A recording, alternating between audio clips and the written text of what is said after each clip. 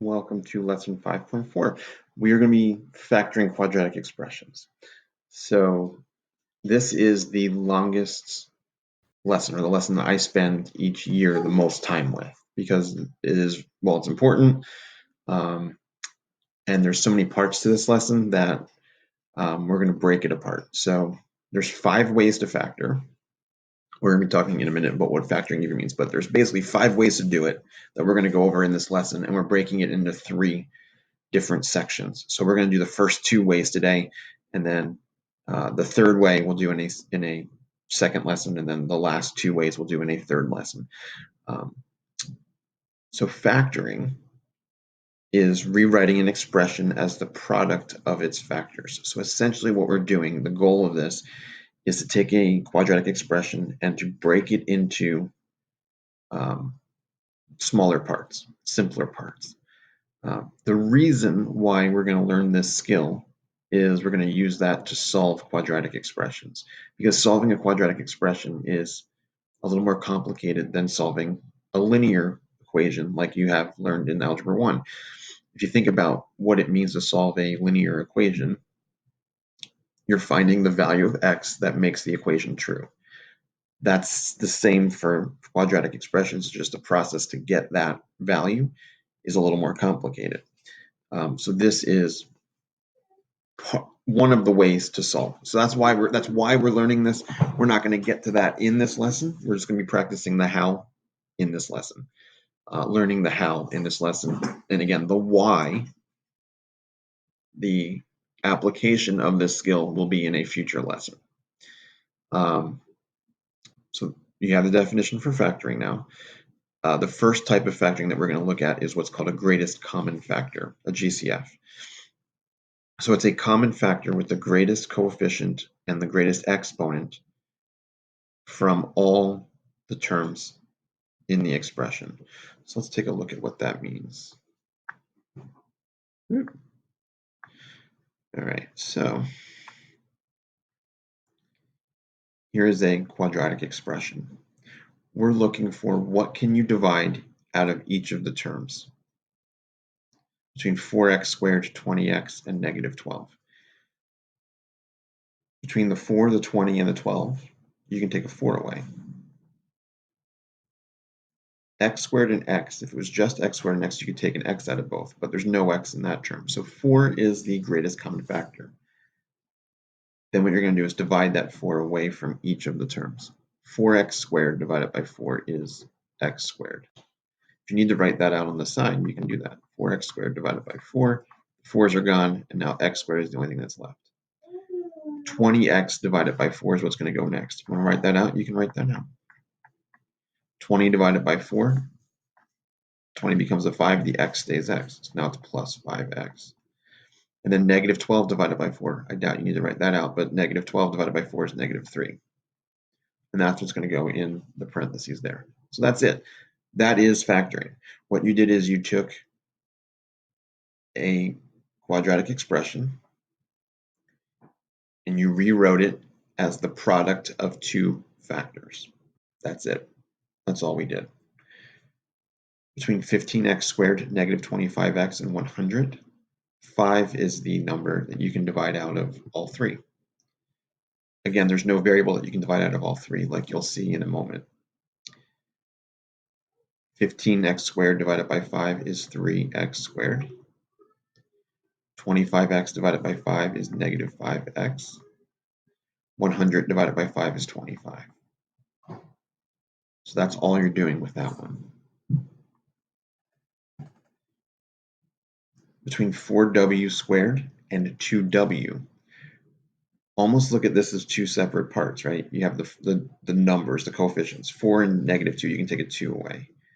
Between w squared and w, you can take a w away. And again, write this out if you need to write it out. 4w squared divided by 2w now. Well, between the 4 and the 2, you can take a 2 away. Between w squared and w, you can take a w away. So w squared becomes w. And you're left with just 2w. Now 2w divided by 2w, well, anything divided by itself is 1, right? Since you're subtracting, it's minus 1. So that is how you factor that one. I'm going to leave this one as part of the exit ticket. So try it, and then we'll go over this together in class tomorrow. So that is one way to factor. The other way to factor is when it's not a common factor. We're going to look at how to unfoil trinomials now. We're going to look at basic ones at first. So in this example, we're going to be looking at, well, ones that have a coefficient of 1, all right, for the leading coefficient. The first thing we're going to talk about, though, is the signs of what your factors are going to be. Your factors are going to be two binomials here. So you're going to set it up with two separate sets of parentheses. So it'll always be, for this example, it'll always be x and x to start, right? I'm looking for a pair of numbers that multiplies to the c and adds to the b. Well, if you're multiplying to a positive and it's adding to a positive, that means your two numbers have to both be positive. So that's one scenario. Another scenario is when you're multiplying to a positive and you're adding to a negative. Well, the way that you multiply two numbers together that would multiply to a positive and add to a negative would be two negative numbers. Okay? If you're multiplying to a negative, think about the only way that you can multiply to a negative number. They have to be opposite signs, right? So one of them is positive and one of them is negative. So those are the three possibilities that you can have. You can either have them both be positive, both be negative, or be opposites. And you can tell that by what you're starting with. So again, notice how these all start with x squared. It is harder, and it's going to be in a different video how to do it if there's a number in front of the x squared. Right? But again, you always start with two sets of parentheses. Since that's x squared, you do x here and x here. So for all of these, you're going to start that way. Now it's like, okay, if I'm multiplying to positive 8 and adding to positive 6, I know that my signs have to both be positive. And then what's the pair of numbers that multiplies to 8 and adds to 6? If you can think of that off the top of your head, that's great. What I'm going to show you now is what to do if you get stuck and you can't find that pair of numbers. If you can find that pair of numbers, you don't need to do what I'm about to do. What I'm going to do is make a t-chart, and it's based off of that third number.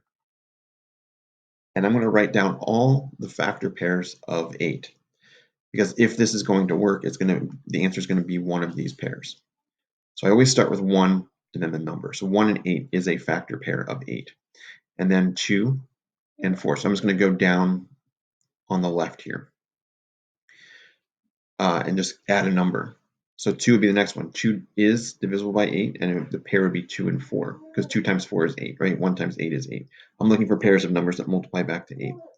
The next number I would try is 3.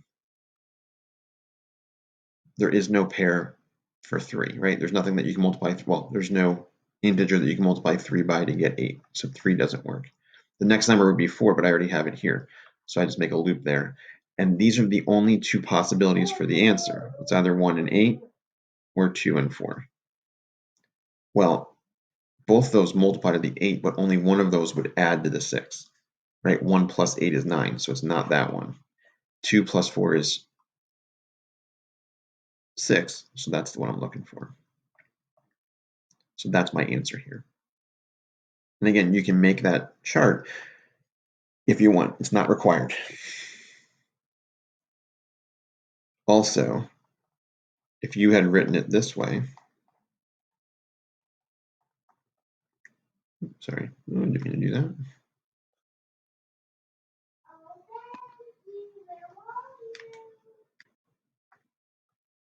Okay.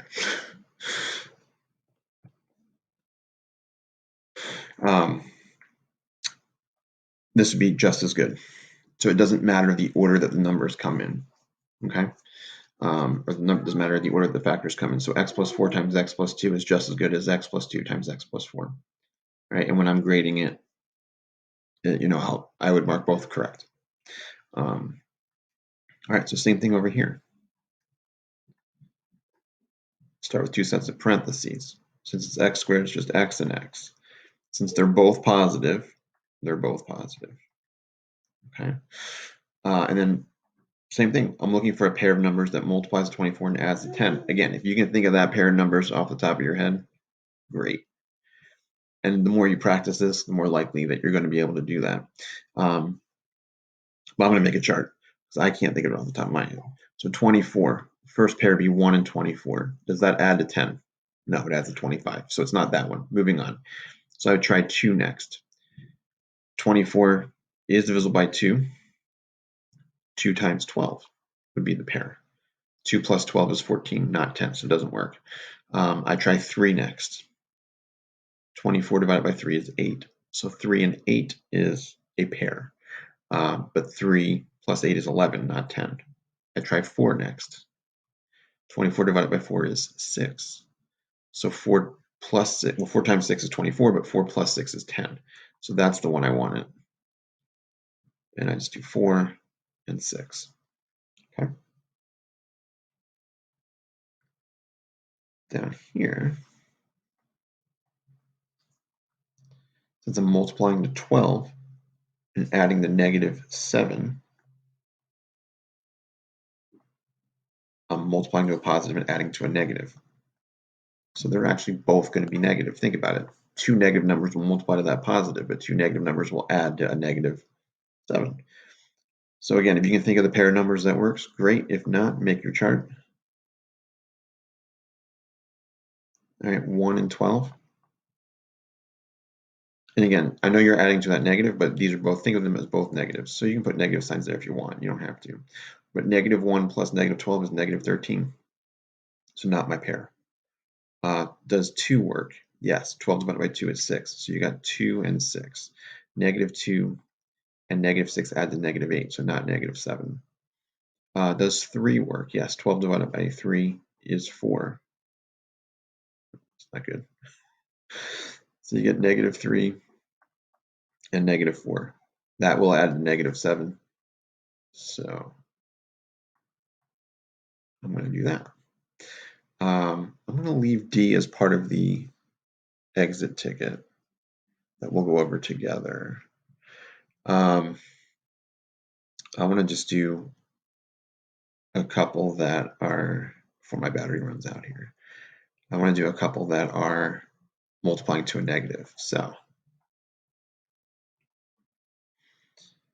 x squared, so I do x and x. I get that they're both minus, so your instinct might be to put minus for both, but again, 2 negatives will multiply to a positive. I'm multiplying to a negative. So if I'm multiplying to a negative, I need opposite signs. So I'm going to start with, I'm trying to multiply to negative 32, right? So now you're going to, when you come up with your pairs, one of them is going to be positive, one of them is going to be negative, and you got to figure out which one's which. Since you're adding to a negative, the bigger number would be the negative. So the number on the right side is going to be the negative. If my pair is 1 and 32 to start, if I make 32 negative, I get negative 31 when I add them together, not 14. So let's try 2. Does 2 work? Yes, because 32 divided by 2 is 2. And 32 divided by 2 is 16. If I make 16 negative and 2 positive, when I add them together, I get negative 14. So it's important now to patch up the numbers with the signs, right? Since 2 is positive, 2 goes with the plus. Since 16 is negative, 16 goes with the minus. Okay? So that's it. You're just looking for that pair of numbers. I'm going to leave the rest of these for you to try. You're not moving past example 2. Example 3 is going to be in another video. So stop at the end of example 2. So finish those questions. The ones that I'm leaving are going to be part of your exit ticket. We'll go over all these in class tomorrow together. But I want you to try them first. And like I said, I'll go over them all live in class tomorrow as we review the exit ticket. So try them, submit your answers on the exit ticket, and then we'll go over it together tomorrow. Reach out if you have questions while you're working. Otherwise, I will see you tomorrow.